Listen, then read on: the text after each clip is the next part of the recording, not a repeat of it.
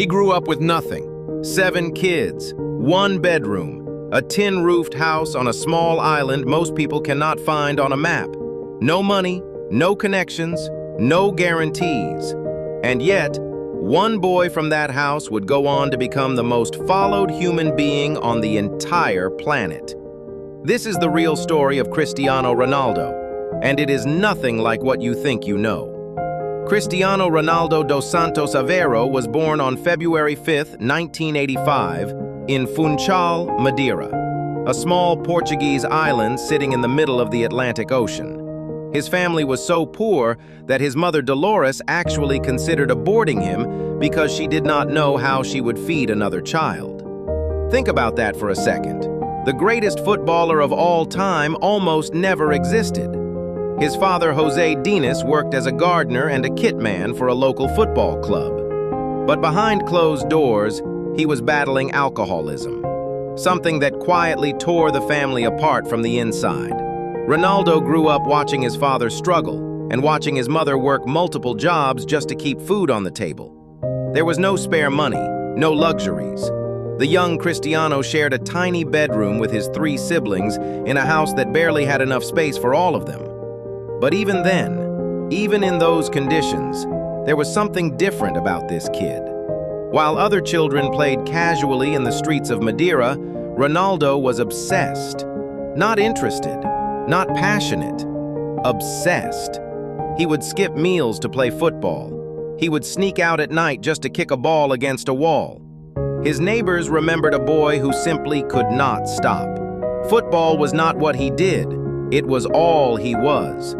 At just 12 years old, Ronaldo left Madeira to join Sporting CP's academy in Lisbon.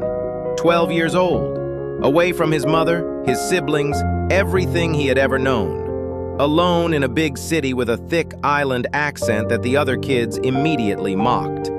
He was bullied for how he spoke. He cried himself to sleep in that academy dormitory more nights than he would ever admit. Most kids would have gone home.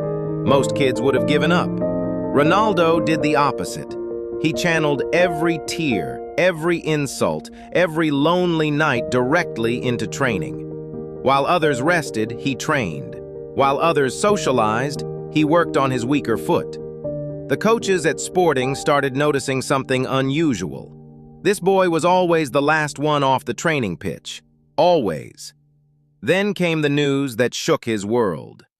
At 15, doctors discovered Ronaldo had a racing heart condition, a problem that could have ended his career before it even started.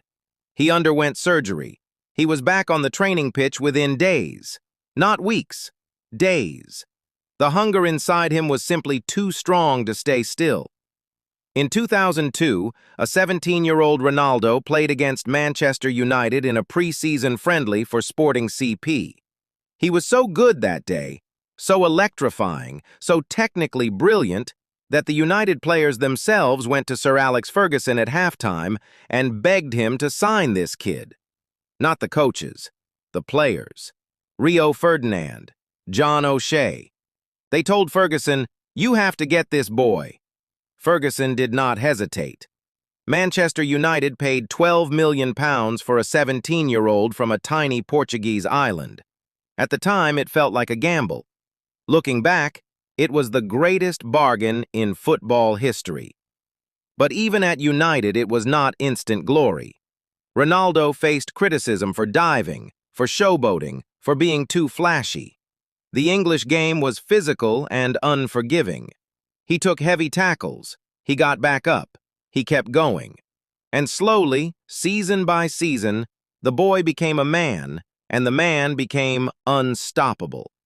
By the 2007 to 2008 season, Ronaldo was on another level entirely. 42 goals in all competitions. Premier League title, Champions League title, his first Ballon d'Or. Then, Real Madrid came calling with a world record £80 million transfer. The little boy from Madeira was now the most expensive player on the planet. At Madrid, he reached levels football had never seen before. 9 years, 450 goals, 4 Champions League trophies, 4 Ballon d'Or awards won in white. He did not just break records. He destroyed them so completely that people stopped believing the numbers were real. And through all of it, the trophies, the records, the fame, he never forgot where he came from. He regularly returns to Madeira. He has quietly donated millions to hospitals, disaster relief, and children in need. The showman on the pitch, the silent giver off it. Here is what most people miss about Ronaldo's story. It was never about talent. Plenty of talented kids come from poverty and disappear. What separated Ronaldo was his refusal to accept the life he was born into. Every single day, he chose to be better than the day before. That is not just a football lesson. That is a life lesson. If this story moved you, drop a comment below and tell me, is Ronaldo the greatest of all time or not? I want to see the debate. Like this video if you want more stories like this. And subscribe to Football Rush HQ, because tomorrow we are covering a player who turned down Real Madrid twice and still became a legend. You do not want to miss that one.